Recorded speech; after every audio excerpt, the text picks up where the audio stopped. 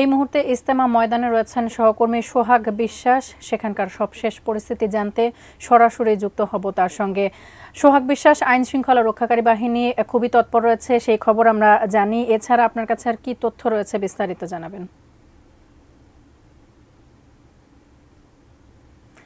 সোহাগ, আজ দ্বিতীয় ধাপের দ্বিতীয় দিনে 23 জেলা থেকে মুসল্লিরা এসছেন, সব মিলিয়ে বিস্তারিত খবর আপনার কাছ থেকে জানতে চাই।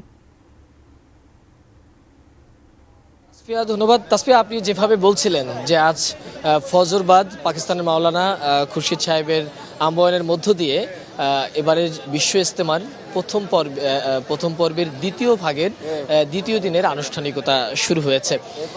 এবারের বিশ্ব ইজতেমার সবথেকে বড় যে বিষয়টি সেটি হচ্ছে এবারের বিশ্ব ইজতেমার প্রথম দুটি ভাগে অনুষ্ঠিত হয়েছে, অর্থাৎ বিশ্ব ইজতেমাটি ভাগ করে দেয়া হয়েছে, যে কারণে আমরা জানেন যে এইবারের পর্বে ঢাকা সহ 22টি জেলার মুসল্লিরা অংশ নিচ্ছেন।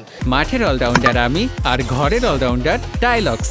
টাইলক্স টয়লেট ক্লিনার, ক্লিন মানেই টাইলক্স। এবং আজকে যে বিশ্ব ইজতেমার যে নানা কার্যক্রম এবং আজকে কখন কোন মাওলানা বয়ান করবেন সেই বিষয়টা একটু আমরা জানবো বিশ্ব ইজতেমার যিনি মিডিয়া সমন্বয়ক রয়েছেন হাবিবুল্লাহ রায়হান। আমরা একটু তার কাছ থেকে জানবার চেষ্টা করব যে আজকে আসলে তাদের কি ধরনের আনুষ্ঠানিকতা রয়েছে।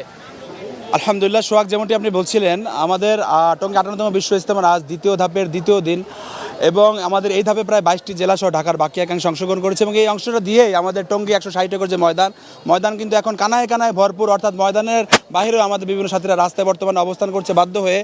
আলহামদুলিল্লাহ আমাদের আজকে সারাদিনই যেমনটা বলছিলেন আমাদের বিভিন্ন আমল হবে, অর্থাৎ সকালে ফজরের পরে আমাদের পাকিস্তানের মাওলানা আব্দুল্লাহ খুরশিদ সাহেব বয়ান করেছেন। আজকে সকাল 10টা বর্তমানে আমাদের বিভিন্ন গুরুত্বপূর্ণ বয়ান হচ্ছে, অর্থাৎ শিক্ষকদের, ছাত্রদের এবং বিভিন্ন ওলামায়ে কেরামদের বিভিন্ন স্থানে আমাদের বিশেষ কিছু প্রোগ্রাম হচ্ছে। এবং আপনি যদি আমি একটু আপনাকে বলি, আমাদের জোহরের পরে আমাদের ভারতের ইসমাইল গোদরা সাহেব উনি বয়ান করবেন এবং আসরের পরে আমাদের মাওলানা জুহাইরুল হাসান সাহেব উনি ইনশাআল্লাহ আসরের পরে আমল করবেন, বয়ান করবেন এবং এই বয়ানের পরেই আমাদের যৌতুকবিহীন যে বিবাহ, অর্থাৎ এই ধাপে যারা এই বিবাহ করবেন এনাদের বিবাহের আমল সম্পূর্ণ হবে। মাগরিবের পরে আমাদের ভারতের শীর্ষ মুরব্বী মাওলানা ইব্রাহিম দৌলা সাহেব বয়ান করবেন এবং আগামীকাল অর্থাৎ ইজতেমার শেষ দিন আমাদের ফজরের পরে ভাই ফারুক সাহেব ব্যাঙ্গালোরের উনি ইনশাআল্লাহ বয়ান করবেন এবং সকাল 10টা থেকে হেদায়েতের কথা হবে। মাওলানা আব্দুর রহমান সাহেব বোম্বের উনি ইনশাআল্লাহ হেদায়েতের কথা বলবেন এবং আনুমানিক বেলা 12টা থেকে 12:30টার ভিতরে আখেরি মোনাজাতের মধ্য দিয়ে আমাদের হযরত উলামায়ে কেরামের তত্ত্বাবধানে শুরায়ে নেজের অধীনে যেই এই ইজতেমার আনুষ্ঠানিকতা শেষ হবে এবং দোয়া পরিচালনা করবেন আমাদের বাংলাদেশের মাওলানা জুবাইর সাহেব দামাত বরকতুহু।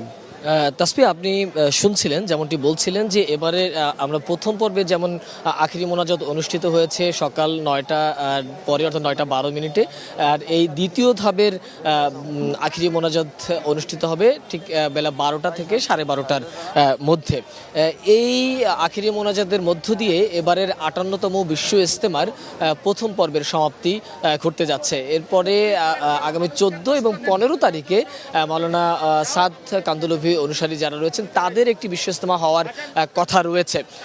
এই ছিল আসলে আমার কাছে থাকা বিশ্ব ইজতেমার সর্বশেষ খবর। তাসফিয়া।